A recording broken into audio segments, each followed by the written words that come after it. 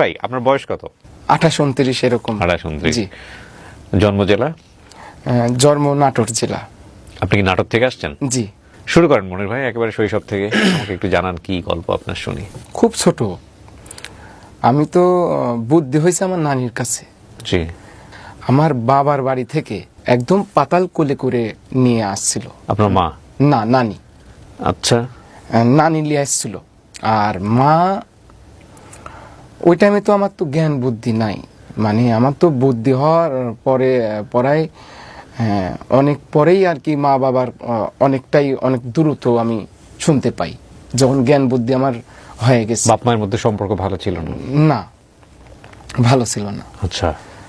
নানি হচ্ছে মানুষের বাড়িতে খেতা সেলাই করি করি, তা বাদে ওই যে আগে তো নর্মাল ডেলিভারিটা বেশি ছিল, আমার নানি এই কাজগুলো দায়ী যেটাকে বলে। হ্যাঁ, জি। এই কাজগুলো করে যেটা আর কি খুশি মনে যারা দিত, যা ওটা নিয়ে আমি আর নানি আর কি খাইতাম। আপনাদের পরিবারে আপনি আর আপনার নানি ছিলেন? নানি, আমার মামারা হচ্ছে 4টা। হ্যাঁ। আর আমার মা বোন দিয়ে 3টা, মোট 7 জন পরিবারের। একজন বিয়ে শাদী করে এক জায়গায় সেটেল হয়ে গেছে, ওই স্কুলে ভর্তি করে দিল। যখন একটু বড় হয়ে গেলাম, খুব ওই যে মানুষের বাড়ি খেতা সেলাই করেছে, আমাকে নিয়ে যাইতো, ওই খেতার উপর শুয়াই থাকি, খেতা সেলাই করে সারাদিন। পরে এখন 1 কেজি চাউল হোক আর 1/2 কেজি আটা হোক, 1/2 কেজি আটা হোক, এগুলা নিয়ে আসি, বাড়িতে আসি, রান্না বান্না করে তারপরে নানি আর আমি একসাথে খাওয়া দাওয়া করে উঠতাম। এরকম করে দিন আর কি পার করতে করতে একটু বড় হয়ে গেলাম। বড় হয়ে যাওয়ার পরে আমার 1 থেকে 2 পর্যন্ত, 2-এ আমাকে ভর্তি ফিস ধরেছে 10 টাকা। ওই টাইমে আপনার ওই যে খেসারি, যেটা ওই যে কালাই বলে, ডাল, ওটাকে তো আগে গরু দিয়ে আর কি মলন দিত, মলন দিয়ে সারি এটা বাতাসে কুলা দিয়া ধরি উড়াতে হইতো। এই উড়ানোর সময় আমি যা নানির কাছে জেস ধরছি যে নানি, আমার ক্লাস 2-এ উঠেছি, আমার 10 টাকা পরীক্ষা ফিস লাগবে, তাড়াতাড়ি দাও। এখন তো নানির তো মাথা নষ্ট হয়ে আছে, সারাদিন কাজ কাম, আমি দুপুরবেলা এসে টাকা চাচ্ছি, আর মাস্টারও তো ওই 10 টাকা পরীক্ষা ফিস না দিলে আমাকে ক্লাস 2-এ ভর্তি করে দিবিলে। সে পরবর্তীতে নানির কাছে সেই রকম জেস ধরেছি, কালার মধ্যে গড়াগড়ি পাতেছি, নানি আমাকে 10 টাকা দিয়ে লাগবে, তাছাড়া আমার ভর্তি হওয়া যাবে না, ভর্তি হলি বিলা সারে। পরে দিশা মিশা না পায়, নানি সেই রকম একটা রাগ উঠলি, কঠিন একটা রাগ উঠলি। আমিও এতটা রাগ আমি দেখিনি নানি। এখন কষ্ট পায় এত রাগ নাকি না সারাদিন পরিশ্রম করেছে, অতটা বুঝি সারি নেই। পরে আচ্ছা তাকে আমাকে মারলি ওই খেসারির ভিতরেই, তে আমাকে এত মারা মারলো। এই বাড়ির পাশে আমার নানির বাড়ির মাত্র 10 ধাপ দিলে একটা গৃহস্থ বাড়ি, পড়ায় ওদের আর কি 350 বিঘা জমি, এরকম একটা গৃহস্থ। আমাদের দেশ গ্রামে যাদের একটু জমি বেশি থাকে তাদের গৃহস্থ বলে।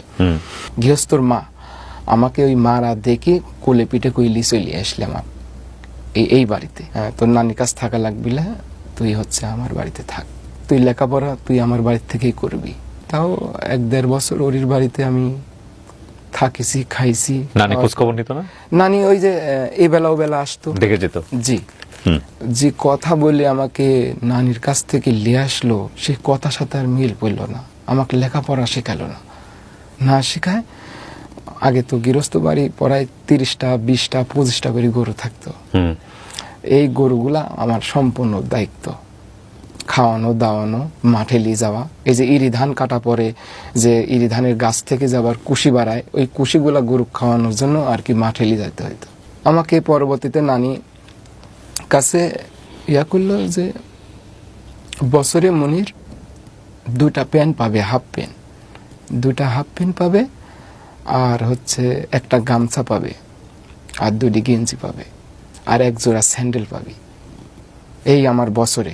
এখন এই মাথা তো দিতে পারে, ওই মাথা তো দিতে পারে 1 বছর পর পর। আর খাওয়া দাওয়া ফ্রি, কোনো টাকা পয়সা না।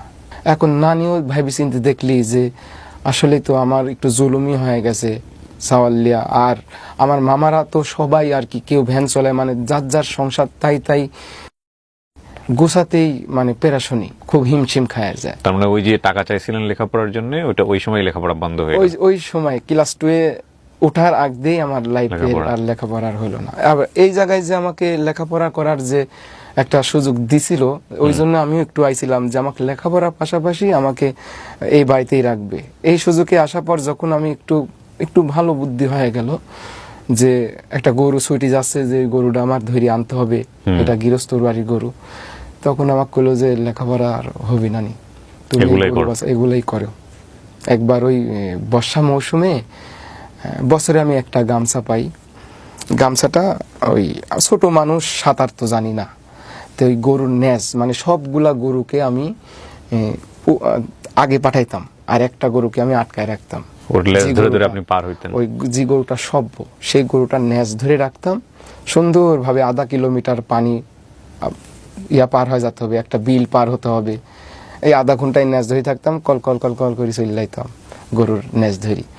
তো একবার গরুর ন্যাজ ধরি যাচ্ছি, পরে গামছাটা আমার গিটটা থেকে হারাই গেছে ও পানির ভিতরে, আর খুঁজি পাইলাম না। পরে ওই 1 বছর আমি আর ওই গামছা পাইলাম না।